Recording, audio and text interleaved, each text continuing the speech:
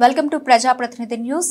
మెదక్ జిల్లా చిన్నశంకరంపేట మండలం సూరారం గ్రామం కరీంనగర్ వలసవాది పాలసాని సంపత్రావు భూ కబ్జా కోరు చేసిన వ్యక్తి ఈ యొక్క గెస్ట్ హౌస్ నిర్మాణానికి గాను అసైన్మెంట్ ల్యాండ్ లో ఈ యొక్క గోశాలలు గాని ఇది పురాతనంగా ఉన్నటువంటి మర్రి చెట్టే ప్రత్యక్ష సాక్ష్యం. తాత ముత్తాతల యుగాల నుంచి ఉంటున్న ఈ మర్రి చెట్టు నిదర్శనం.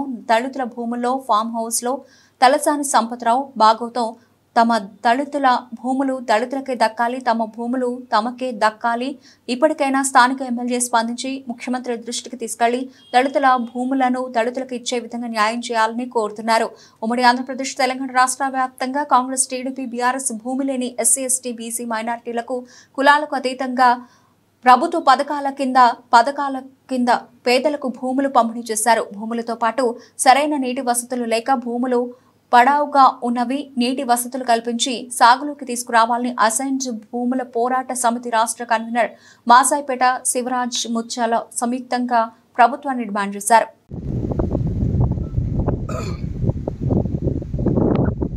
ఈరోజు ఉమ్మడి మెదక్ జిల్లా పర్యటనలో భాగంగా తెలంగాణ రాష్ట్ర వ్యాప్తంగా ఉన్నటువంటి అసైన్డ్ భూములను పరిరక్షణ పేరుతో పరిరక్షణ కమిటీ ఆధ్వర్యంలో మెదక్ జిల్లా సూరారం గ్రామంలో చిన్నశంకరంపేట మండలం సూరారం గ్రామంలో పర్యటించడం జరిగింది. ప్రజా సంఘాలు, ఎంఆర్పిఎస్, అసైన్డ్ భూముల పరిరక్షణ కమిటీ ఆధ్వర్యంలో పర్యటనకు వచ్చినాం. సూరారం గ్రామంలో ఉన్నటువంటి 1179 సర్వే నంబర్లో పట్టా భూమితో పాటు కొంత అసైన్డ్ భూమి ఉన్నది.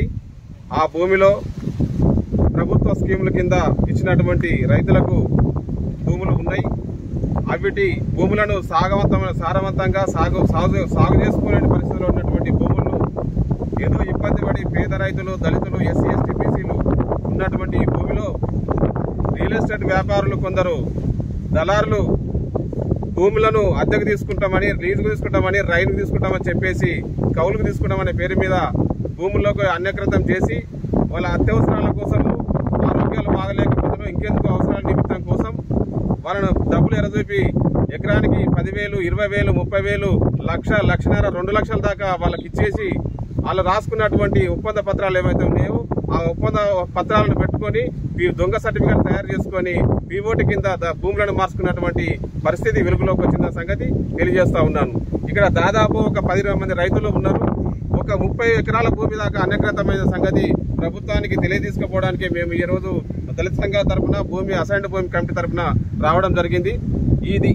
ఈ స్కామ్ ఏదైతే ఉన్నదో, ఈ దళారులు చేసినటువంటి దందా ఏదైతే ఉన్నదో, పేదల భూముల్లో వచ్చి పేద రైతులకు నోట్లో మట్టి కొట్టే పరిస్థితి వచ్చింది కనుక ఈ భూములను కాపాడడం కోసము ప్రభుత్వాన్ని అనుసరిస్తాము. గత ప్రభుత్వాలు ఇచ్చినటువంటి ఈ భూమి ఏదైతే ఉందో ఆ దళితులకు, రైతులకే భూమి తగ్గేటట్టుగా పోరాటం చేయడానికి మేము సంసిద్ధం ఉన్నాం. ఈ రోజు పరిశీలన పేరు మీద వచ్చినాము. భూములను పరిశీలిస్తా ఉన్నాము, రికార్డును కూడా ఎంక్వైరీ చేసుకుంటాము. ఈ రోజు గతంలో మన శంకరంపేట ఎంఆర్ఓ గారికి ఇన్ఫర్మేషన్ యాక్ట్ కింద దరఖాస్తు చేసుకున్నాము. ఆ ఇన్ఫర్మేషన్ యాక్ట్ వచ్చిన తర్వాత రైతులందరినీ సమీకరించి కలెక్టర్ గారికి వినతి పత్రం ఇవ్వడానికి మేము సిద్ధంగా ఉన్నాం. ఈ భూములు మళ్లీ రైతులకు దక్కేదాకా పోరాటం నిర్వహిస్తామని చెప్పేసి దళిత సంఘాల తరఫున, అసైన్డ్ భూమి ఐక్య పోరాట తరఫున మేము విజ్ఞప్తి చేస్తా ఉన్నాం. రైతులందరినీ ఈ ఏరియాలో ఉన్నటువంటి రామంపేట, నిజాంపేట, చేగుంట, వెల్దుర్తి, శివంపేట అన్ని మండలాల్లో ఉన్నటువంటి భూములను అన్యకృతం జరుగుతుంది. అది ఎవరున్నారు, పెద్ద వారు ఉన్నారని చెప్పి పరిశీలన తీసి ఎంక్వైరీ చేసి కలెక్టర్ గారికి విజ్ఞాపన పత్రం ఇస్తామని చెప్పి తెలియజేస్తా ఉన్నాం.